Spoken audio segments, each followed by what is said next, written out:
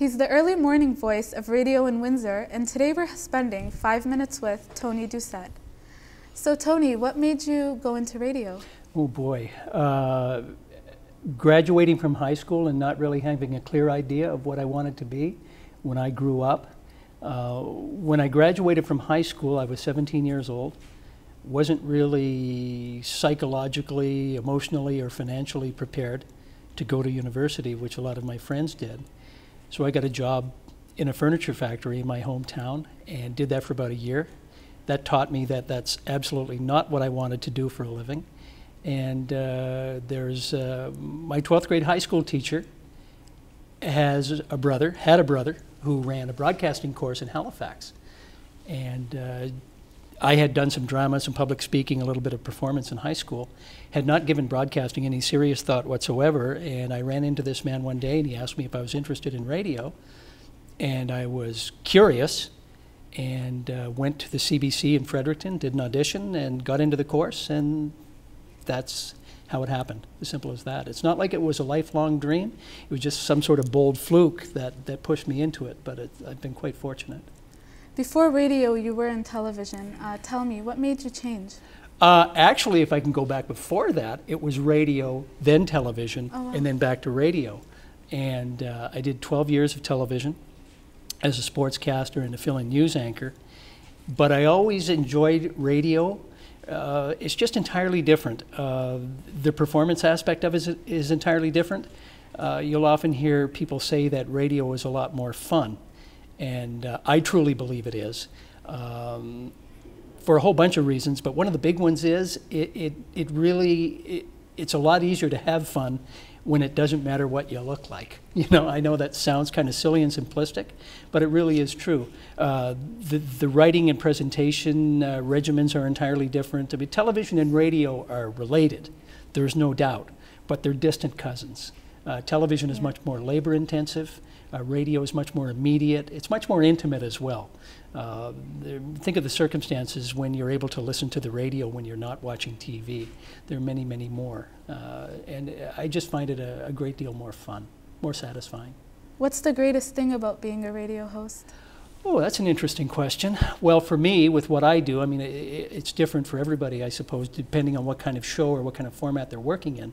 But for me, it exposes me to so many different people, so many different ideas.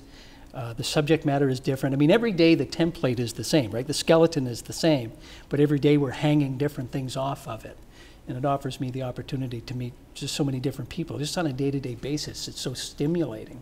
It's really, really interesting. You know, instead of actually consuming the information, you're right there sort of mining the information and getting it out there for people to hear. And it's intensely interesting, and not intense in a deeply serious sort of way, but it's just intensely interesting and entertaining. I just really enjoy being in the middle of it. It's great fun.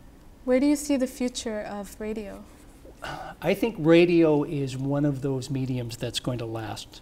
You know, interesting because, you know, for the broadcast, as the broadcast media goes, it's the oldest.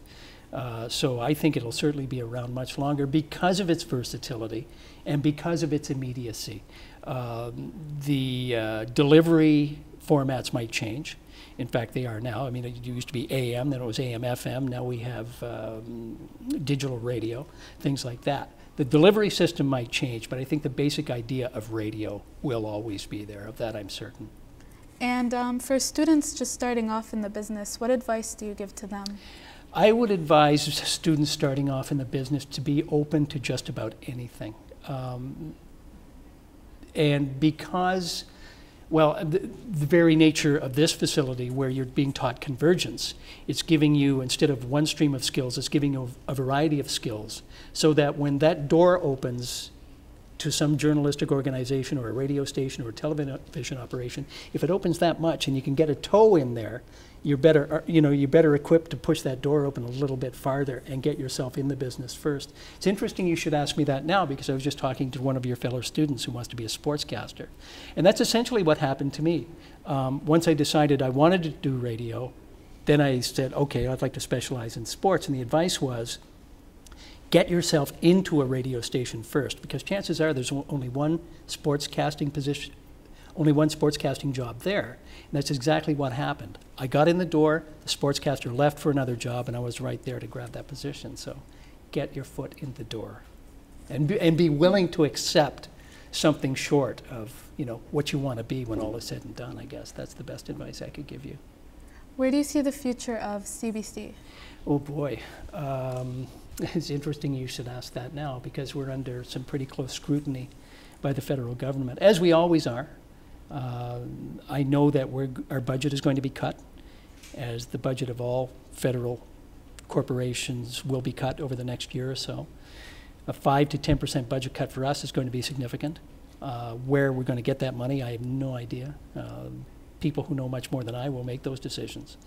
There will have to be some program cuts, I would think, or some job loss. Just how they manage to accomplish that, I really have no way of knowing. But suffice it to say, we're all just a little nervous right now. Yeah. And what changes have you seen in Windsor for the time you've been here? In the city or in the broadcasting environment? Oh gosh, the city. Well, I came here in 1989. The riverfront, north side of Riverside Drive, is still railroad tracks all the way down, you know, from Hiram Walker all the way down to Olette Avenue. That certainly has changed. That's been a remarkable difference. Just so many different things. But that's the biggest one. And but just many, many others. Some of them more recent than that. I mean, the new arena, a lot of infrastructure projects that have really changed the city. But it's been terrific. It's been a great place to live and work for 22 years. And I had to be talked into coming here. I initially didn't want to come here. And my arm was twisted a little bit, not to the point that it hurt, but they talked me into it, and I'm glad they did. It's really been a great place to work. It's a neat media town to live in. There's a lot going on here. You know, it's a great place not just for people starting out in the business, but it's a great place for those of us who've been in the business for quite a while as well. It's a very, very stimulating place to work. In the future, what's next for you career-wise? I'm perfectly happy to keep doing what I'm doing right now for the next 10, 12, 13, 14 years. I will probably retire sometime within the next 15 years. And if it means that I have to continue doing what I do for the next 15 years, I'm perfectly okay with that. No problem with that whatsoever. We've just spent 5 minutes with CBC Radio morning show host Tony Doucette.